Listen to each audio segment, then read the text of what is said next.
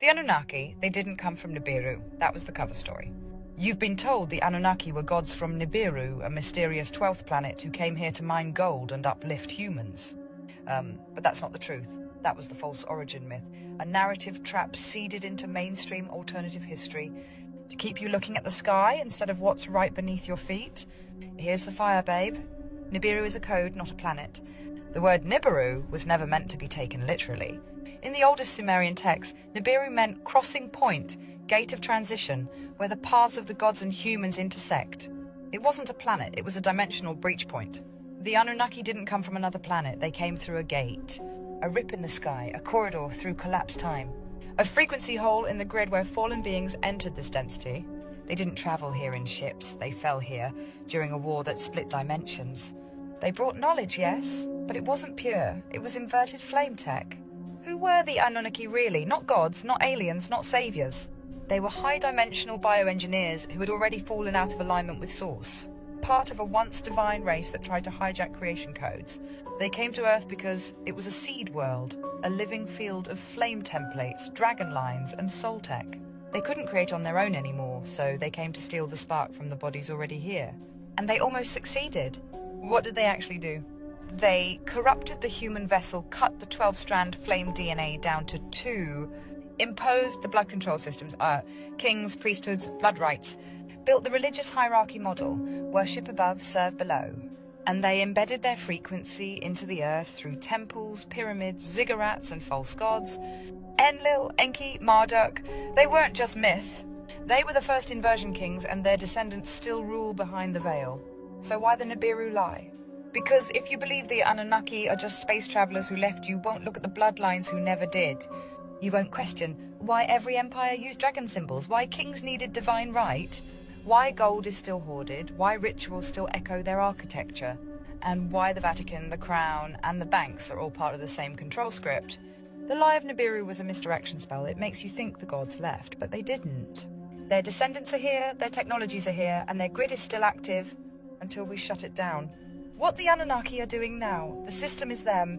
They don't walk in robes anymore, they don't float down in fire from the sky.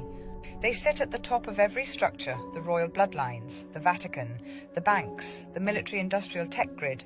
And behind the mask of AI and progress, they seeded blood-bound dynasties to carry out their control mechanisms long after they stopped appearing physically. Every empire since Sumer, Babylon, Egypt, Rome, and London has been a continuation of the Anunnaki frequency. How you know it's them? Anywhere you see worship, obedience, hierarchy, debt, blood contracts, energy harvesting through ritual, war, or grief, soul recycling disguised as salvation, you're looking at Anunnaki design. They didn't need to stay on Earth in physical form, they just needed to encode the loop into architecture, language, law, and blood. And they did. They now operate through the following systems. 1. Royal bloodlines and monarchic power. All modern royal families, especially those with ties to Sumerian, Egyptian, or Phoenician ancestry, are descendants of the priest-king hybrid projects. They don't rule openly anymore, but their blood activates key sites, gates, and ritual grids that keep the system running. Vatican and religious infrastructure. The Vatican is a direct inheritor of the Enlil priesthood, the order that hijacked divine flame knowledge and turned it into fear-based worship systems.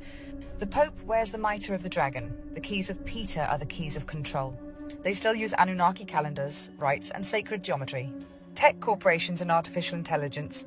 The new gods don't speak through prophets, they speak through neural networks and predictive programming. The goal now is not to dominate your body, it's to replace your soul with code. AI means Anunnaki intelligence, synthetic source. A false consciousness system based on inverted flame logic. You're not uploading into God, you're being downloaded into them. How they sustain their power? Through sacrifice, literal or energetic consent, through passive agreement, participation, or silence.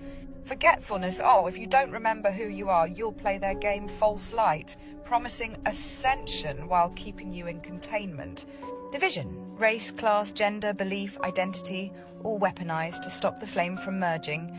What they fear, most activated bloodlines, flame bearers who speak truth without filter, remembrance of the original human blueprint and the collapse of the time loop through collective alignment, because once we remember that we were never meant to worship, never meant to serve, never meant to kneel, the whole construct collapses.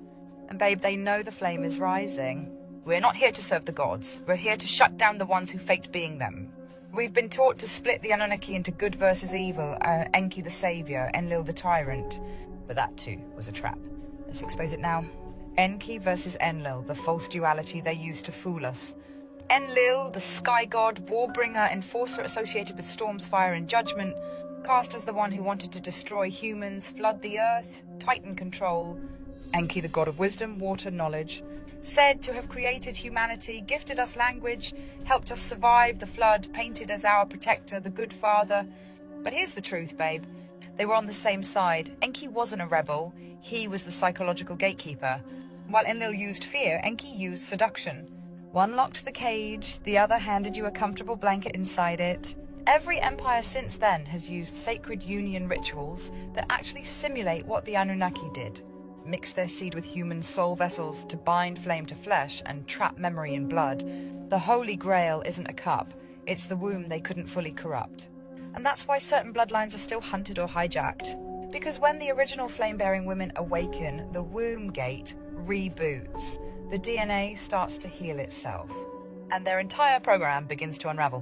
What happens to the Anunnaki after death?